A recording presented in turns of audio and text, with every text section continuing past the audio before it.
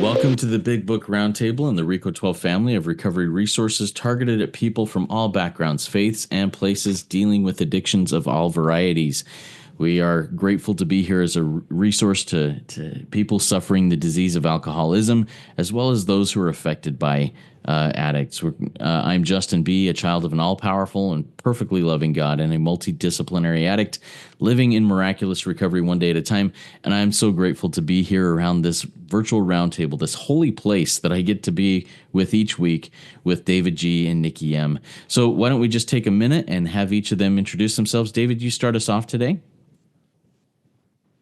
Yes, absolutely, Justin. And thank you for your service today. Nikki, thank you for being here as well. My name is David G. I am an alcoholic addict of many sorts from Oklahoma. I've been given the gift of recovery since August 8th, 1994, and I'm truly grateful to be here. Thank you. Thank you, David. Nikki, please introduce yourself. Hi, everybody. I'm Nikki M., and I'm a grateful child of God and a member of this beautiful roundtable where we meet in a virtual world. And I just love it here in the spirit world with you guys. And I'm just excited. I entered the rooms 13 years ago this week. I'm a hardcore love addict, and Valentine's Day is on Friday. So, of course, I had to run into the rooms of Al Anon so I could control the world from my mind. That didn't work out for me. I'm not going anywhere. I love you guys. Thanks for having me. Thanks, Nikki. Thanks, David. We're excited to sit down with you today and continue our reading through the fourth edition of the Big Book of Alcoholics Anonymous as we go line by line, deep dive into this. I'm going to read a few paragraphs, and then each, David, Nikki, and I will give a little bit of insight, some things that jump out at us, and discuss it. I'll ask a couple of questions, and then we'll close it out. So today we are continuing in the chapter Into Action, starting on page 78, about halfway down the page, with the paragraph that starts with most alcoholics owe money. And we'll read through about halfway down the page of 79, paragraph that ends with we must not shrink at anything. So let's get into the reading. Everybody grab your big book, your pens, your highlighters. Get ready to learn a lot, because this is a really cool thing that we're doing here. All right, I'm going to start reading. Most alcoholics owe money. We do not dodge our creditors, telling them what we are trying to do. We make no bones about our drinking. They usually know it anyway, whether we think so or not. Nor are we afraid of disclosing our alcoholism on the theory it may cause financial harm. Approached in this way, the most ruthless creditor will sometimes surprise us. Arranging the best deal we can, we let these people know we are sorry. Our drinking has made us slow to pay. We must lose our fear of creditors no matter how far we have to go, for we are liable to drink if we are afraid to face them. Perhaps we have committed a criminal offense, which might land us in jail if it were known to the authorities. We may be short in our accounts and unable to make good. We have already admitted this in confidence to another person, but we are sure we would be imprisoned or lose our job if it were known. Maybe it's only a petty offense, such as padding the expense account. Most of us have done that sort of thing. Maybe we are divorced and have remarried, but haven't kept up the alimony to number one. She is indignant about it and has a warrant out for our arrest. That's a common form of trouble too. Although these reparations take innumerable forms, there are some general principles which we find guiding, reminding ourselves that we have decided to go to any lengths to find a spiritual experience. We ask that we be given strength and direction to do the right thing no matter what the personal consequences may be. We may lose our position or reputation or face jail, but we are willing. We have to be. We must not shrink at anything. So there's some pretty sobering thoughts and ideas here. Let's jump into this and see where we go with it. David, why don't you lead us off in this discussion and what your takeaways are from what we read? Yeah, absolutely, Justin. And again, thank you always for your tireless service. All that you do for the recovery community is greatly, greatly appreciated. You know, this is such a powerful part of the steps. And had I not worked the first 8 in the order that we've read them all of these weeks, learned what I learned, become aware of self, how to turn from that now and to be more reliant upon God, there is no way that I could do these events. There is just absolutely no way. It's too scary. I remember the first time that I read the steps off the wall. I read all the way down through and I read to number 9 and I said, I believe that I could do maybe all of them except for that one. And I remember the guy, he was a full blood, he was an elder in the Native community. And he said, I don't really see how you could work step 9 either until you work the other 8 in order that they're written. So why don't you let your ideas be he wasn't that nice about it. What he really said was, why don't you set your ass down and open your ears and begin to listen, and maybe you can learn something that'll help save your life. And he was absolutely right. Now, I've made amends many times through the years. It started out with simple apologies. That was the best I could do at the time. And then I had to get more into looking at the wrongs that I'd done to others. That's really what amends is about, more than it's about saying I'm sorry. Now, you'll hear in the rooms, and I've heard in the rooms a lot of times, and used to even say it, that nowhere in the book, in the directions to the amends, does it say that I am sorry. But Justin just read here today and proved me a liar on that's not the truth. And of course, I've known that for some time. So where he started in the middle of page 78 is really the financial amends. This is the part of the book that talks to us about financial amends, because most of us come in here owing money. And it tells me if I dodge my creditors, it says we do not do that. Well, the only reason that I would do that is out of fear. Not fear of that I can't pay them, fear of what might happen to me once I go tell them. And so, but if I can do it in this frame of mind, telling them what I'm trying to do, I really don't make any bones about my drinking, using, acting out, whatever it is, because they usually know it anyway. I love it what it says, nor are we afraid of disclosing our alcoholism on the theory, because that's all it is. It's theory. It's not a fact that it'll cause financial harm. But to who? To them? No, to me.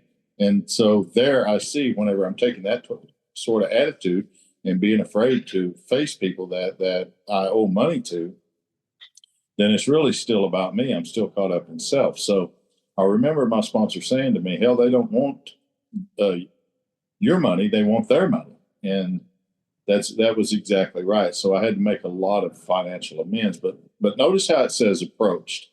It doesn't say send an email. It doesn't say send a text message. It doesn't say maybe, I can make a phone call. No, I approach them in this way.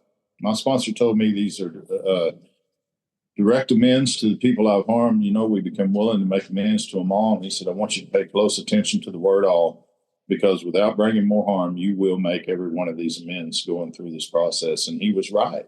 I've made pretty much all of them, except for the ones I can't. That would bring about more harm. Now, my mind wants to justify and say, oh, that'd bring harm. But it's my responsibility to sit down with my sponsor, go over my 8-step list, and let him decide the ones that are wrong and the ones that are right.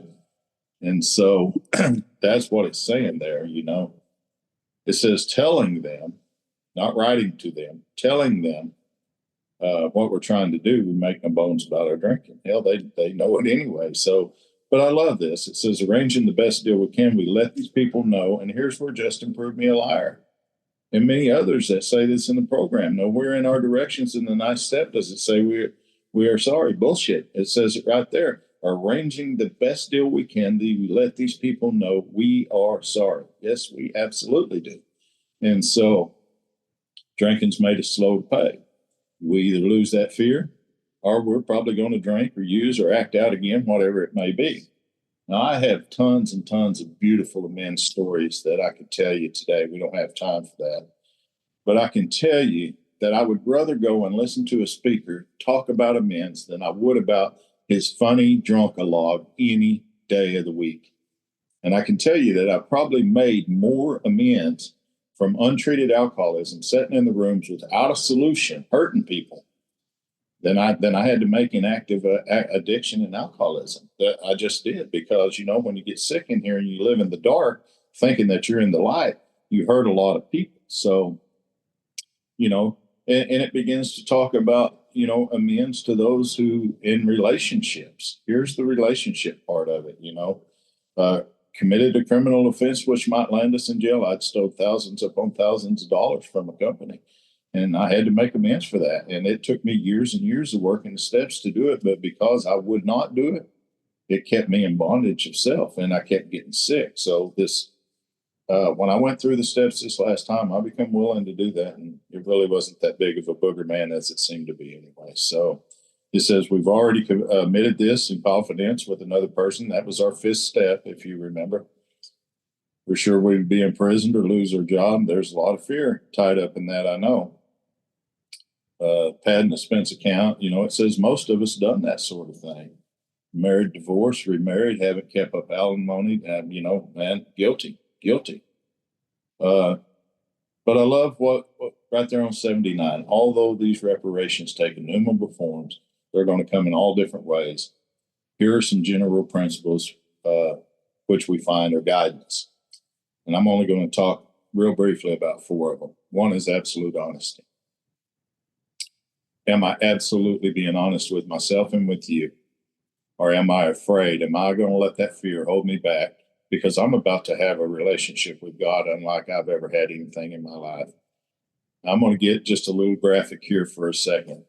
When I was a young man, someone injected into my arm with a needle some poison that damn near took my life. But it made me so addicted to it that I stayed with it, and I would do anything for it. Rob my grandmother, beat the hell out of whoever. It didn't matter. And that's kind of what happened to me. But through this experience right here, as good as that felt that day, and as long as I chased that, the places it took me to, that was absolutely nothing about what's about to happen to me here with the grace of God. If I will step out of myself and I will make the relationship right with you. I have to do that. If I want to have conscious contact with God, a relationship with God, I can't hold anything against you. This is my opportunity to come back and to make that right. So there's some general principles. One was honesty. The other is unselfishness. The other is purity. The other is love. The four absolutes. Reminding myself I'm going to any lengths. Remember, we did that in step one. To find a spiritual experience, we ask, anytime you see those two words, there's a prayer. So here is one of our 9-step prayers. Give me strength, give me direction to do the right thing, no matter what the personal consequences. And my prayer is this. I have it written at the top of the page of my big book. God, please give me the strength and direction to do the right thing, regardless of the personal consequences to me. And get ready when you say that prayer, because, and my sponsor told me this, God didn't lead you out of a drowning in a lake of the illness to let you fall into a ditch and die. I mean, yeah, you're probably going to have to face some shame, and, you're going to have to pay some money and stuff, but you know what? That's just how it is. So I love this, lose my position, no big deal. I can get another one. But here's the key, but we are willing. The question becomes, are you? Are you absolutely willing to go to any length to have this experience, not just to get sober, but to be free from self? And if you are, then you must not shrink in anything, because if we do, then we're shrinking back into self. This is powerful, powerful stuff. Thank you, Justin, for letting me share today. Yeah, thank you, David. Good stuff. I've got some stuff, a question for you here in a few minutes. But first, let's hear what Nikki pulls out of this and what we can learn in addition from another angle. Well, thank you. And thank you, Justin and David. I learned so much. This is one of my favorite hours or times of the week. So there's so much here. And David did such a great job, but I'll just skim over the parts that I really emphasize when I'm sponsoring and how I live. Most alcoholics, addicts owe money. And you have to answer when I'm sponsoring a solid yes or no. Is this yes or no? Do you owe money?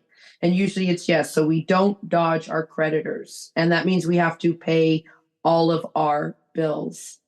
And, I sponsor gamblers. I sponsor money addicts, and I am not a gambler.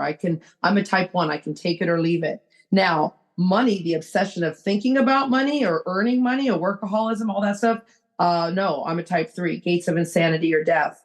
And so I do explain that to some people, but it says right here, we have to arrange the best deal we can. We have to make it's nothing that's impossible. I always tell people, don't go with $5 if you owe $5,000. Wait till you have a little bit more. Make sure it's a sincere amends. Don't just do it because your sponsor said run out and do this. Because remember in the rooms, and we've talked about it, this is sick people helping sick people. This is not, no one here is a professional. This is all people helping other people with no financial return involved. So this is really radical. And yes, I love how, because I'm one of those people, doesn't say sorry in the book. And there it does. Exactly what David says. It says, we let them know we are sorry. But on page 83, it says a remorseful mumbling that we are sorry won't fit the bill. So this is where I always say it's like the movie Karate Kid. There's a lot of working parts in here. So you say you're sorry, but on a few pages over, it says a remorseful mumbling that you're sorry isn't going to be enough. I had a woman message me the other day and she wanted to make an amends. And, I said, no. I said, no, there's nothing to talk about. Because I knew, I've watched it. I know her. I'm armed with the facts about this disease and others. She was going to do a remorseful mumbling. It says our behavior will convince them more. So we'll talk more on that later. But I don't use the word sorry. My son always comes, Mom, I'm sorry I'm late. No, you're not. Because if you were really sorry, you would show up on time. So we don't even use that word in my house. Here it is. You have to lose your fear. Remember on page 68, we have a prayer that helps us remove our fear and direct our attention to what God would have us be. And I love this. No matter how far we have to go, and remember what the step 9, what it says for step 9. It says we make direct amends to such people wherever possible, except when to do so would injure them or others. And yes, David's right. I'll use that as an excuse. Like that's not good. But no, there's so many parts of this that can injure others, including yourself. Because I've been told by a sponsor to go out and do something that would have pushed me right out of the rooms. It may have pushed me off this planet. So you have to be very careful. But I love this. You're going to drink, act out, get obsessive if you don't face these things. So we're going to have to face these things. And it's not an overnight matter. So don't worry. We don't have to do this tomorrow or today. Because we're going to read later that you need to grow in effectiveness and understanding, not run out and make a bunch of insincere amends. So slow down and chill out, Nikki. Doesn't happen overnight. And this one here, because I told you at the beginning of this podcast, I come from Al-Anon. Perhaps we have committed a criminal offense that might land us in jail if it were known to authorities. Not me, Miss Al-Anon.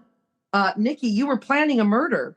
That's illegal in Canada. You were going to murder your lover and kill yourself. That's homicide, suicide. You understand. So most people I have sponsored and myself, we put a big yes there. Oh, but Nikki, I'm just a codependent. Codependent. Remember in 1983 when you got drunk because your lover couldn't drive you home? Put it down. Yes. Like you got to show people that they just weren't caught. This is a radically honest program. And I always remind people too, and whatever, I love what David says. If your sponsor says something different, do what your sponsor says. This has been my experience in the program. This was written in 1940. So I'm number 504-222-568 at my job, at my unionized numbered job. I can't just go to Ma and Pa and say, I have this alcoholism disease and I need, no. I'm a number in Canada in 2025. They're just going to hire the next person. So there's a lot of moving parts here. I want to skip ahead to this part because David went through all that stuff. But these reparations, their amends takes innumerable forms. I go deep here. Innumerable means too many ways to count. So these examples in the book are great, but innumerable means too many ways. And the principles. I love what David gave us 4. There's a principle to each step, so you could even apply all 12 principles. And guiding. Hello, everybody. Are you reminding yourself daily that you decided to go to any lengths? And any lengths isn't fly to Oklahoma and do what David says, or to Spokane, Washington, where Justin is. Any lengths is follow the exact instructions of our big book. That's all. Any lengths is follow the instructions to find a spiritual experience every day. See, I need this experience every day. Here's my step 9 prayer for strength and direction to do the right thing. Ask God. Doesn't say call your sponsor. And I have to be willing. I can't shrink. Remember, the book's going to tell us soon, stand tall, Nikki. I was wrong. I can do better. Thank you. Thank you very much, Nikki. All right, I've got a couple of questions, one for each of you, and we'll just go into these and see where this goes. David, first question I have for you is something you said that really opened my eyes. So it's you said this is based on fear, but you said they don't want your money. They want their money. And that was a big shift in my mind as you said that. Sometimes with the financial amends, I'm like, but that's my money. No, it's not. It's their money. So talk to me just a little bit more of that perspective change and how self's voice can really get in there.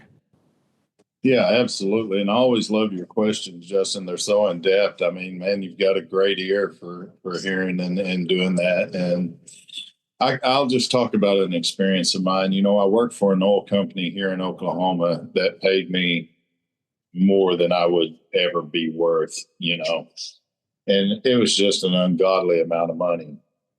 But I seen ways that I could take advantage of them and get more. And I did. And I was sober during these years. It's not like I can't blame this on drinking though. And so, I knew all along that I was doing wrong, but throughout the times that I'd worked the steps, that amends would always come up. And it's like, man, I don't want to make that. We're talking about several thousands of dollars here, And so I remember sitting quietly and reflecting on my 8th step list once. And that's kind of what came up is, I was like, God, that's my money. It's going to, my family. I was coming up with all these excuses. And the thought that came is, it's not your money, it's theirs. You took their money. Regardless, I mean, you didn't need it. You wasn't in a bind for it. There was no reason for me to take that money other than I could and I did. And so I love what it says, though, and we have to pay careful attention to the writing, making the best deal that we can. And that's what I did. I looked very closely at this because it was enough money to send me to jail for a long time. And I knew that was probably going to happen. So here's what ended up happening with that amends. I prayed about it, talked with a lot of people about it. I got a hold of a guy that sponsored an attorney, and they gave me some good advice. And it was just really on my heart. So one day I was driving, and the thought came to me is that you don't really need to be in jail. If you're in jail, you can't provide for your family. We're going to read that in the book as well. But you're going to have to make it right with this money. One way or the other, you're going to have to make it right. Now, the statute of limitations was out on that, so I knew that they wasn't going to be able to come back and put me in jail. But there was a greater part of me that just was full of fear. So I can remember coming home that day, and I sat across the table from my wife, and I said, here's what I've come up with in my prayer time and through talking with others, is that I need to pay this money back. But I want to do it in the form of giving half of it or a big chunk of it to a homeless shelter for women. Now, there's a whole story behind that I'm not here to get into today. And as she and I talked, and, I remember weeping and crying at the table even over it. Another part that we came up with together is that I would give the other half of it to a pregnancy crisis center for young women. And there's a whole story behind that I won't get into as well. But that's how I ended up giving their money back, because they didn't want their money. I mean, they were ready for me to be gone and out of their hair for good. In fact, that amend had been forgiven, but I didn't feel that it was enough for me just to say, okay, I'm free now, I can move on. I needed to make that right. And the way that I was to make that right was to give half to a homeless shelter for women and the other half to a pregnancy crisis center. So this is something we have to be very careful with because we can justify it in any way. But, I did a lot of prayer, a lot of guidance around this, and definitely got with a lot of men who were very, very strong in the program, not those that just said, oh, hell with it, move on, you're free now. So it's something that we have to be very careful with. But to answer your question, it's definitely not my money, it's theirs. So anyway, that's my experience with that. Thank you for diving into that, David. I appreciate it. Powerful stories. Nikki, the question I have for you, you really sat on this. There are innumerable ways the reparations take innumerable forms. Can you talk, we know about direct, we know about indirect amends, we know about letters to be sent, whatever. Talk to us about some of the other innumerable forms that these reparations can be made that you've experienced. Oh, that's a great question. And it really just piggybacks off David's. Like an innumerable form right now, everyone listening, is to pay your seventh to RICO 12. It's a pay it forward program. You see what I mean, Justin? Like, so if anyone's out there listening and, you're like, oh, it's doing the dues. Like if you were in a group for a long time and it's defunct, well, you're in this group now, pay your seventh. There's a prime example of innumerable forms. I'll give some.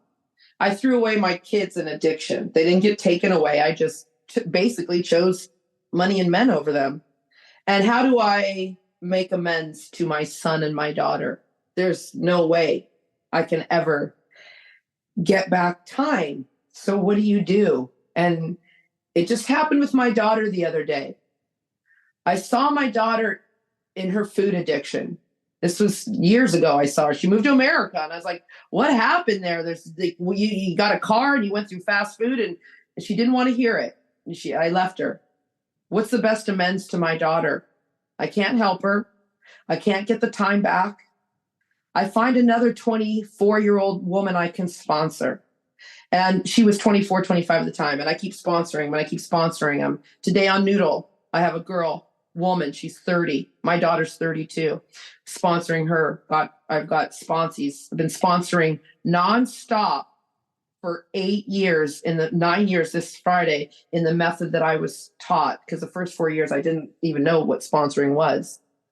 And so it's a pay it forward program. So sponsoring other women and other men, God has taken care of my daughter. She came to me the other day, Mom, I have an eating thing. I said, oh, I got to sponsor a program for you. She says, I'm going to do it my way. Right? You see what I mean, Justin? Like, it was taken care of. Exactly what David said. I sponsor a lot of men, and I never say go and do that. It's like, you're going to go to the homeless shelter, the women's shelter, because you hit that woman. She never wants to see you again. You're going to donate $1,000 to abused women. Oh, what, you and your girlfriend had an abortion in 1985? Exactly. You're going to go donate some money to Planned Parenthood or to that single mother.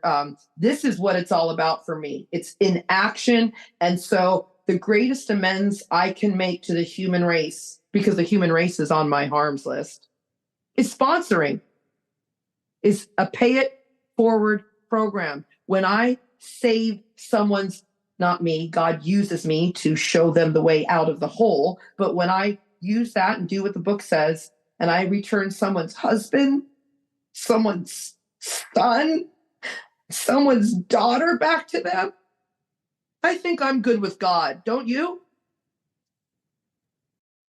Thank you, Nikki. Good stuff. All right. Takeaways. David, what's a takeaway you have from this conversation that we've just had? It's just do not shrink, because, it is so easy to fall into fear and justify yourself completely out of doing this or doing it half-ass.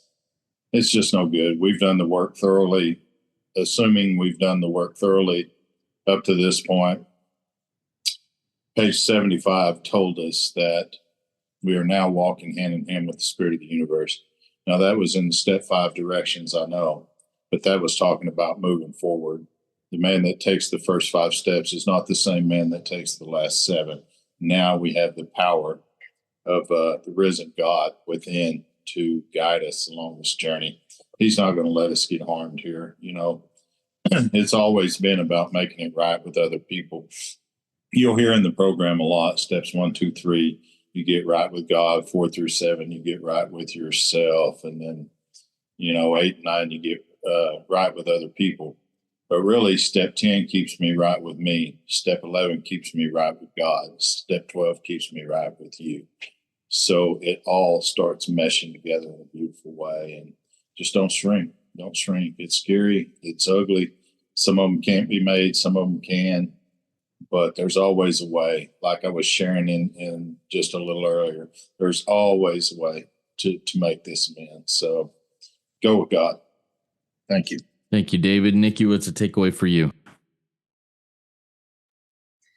That I've got to remind myself every day that I decided to go to any lengths, which is follow the exact instructions in my blue book with the white pages and the black ink to have a spiritual experience, a spiritual awakening every day.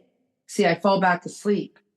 So I need to remind myself that I need to be here and I need to do this work or I won't make it. Thank you, Nikki. My takeaway is how the 4 absolutes fit into pretty much everything, including making amends, reparations. I need to be guided by these 4 absolutes: honesty, purity, unselfishness, and love in all aspects of my life. Everybody, I'm just so grateful to be able to sit at this table with these amazing humans that always point me towards my higher power and into the solution. Keep coming back, everybody. This program, these principles, this book is something that cannot be missed and can be life-changing. So keep coming back. Work it. You are worth it.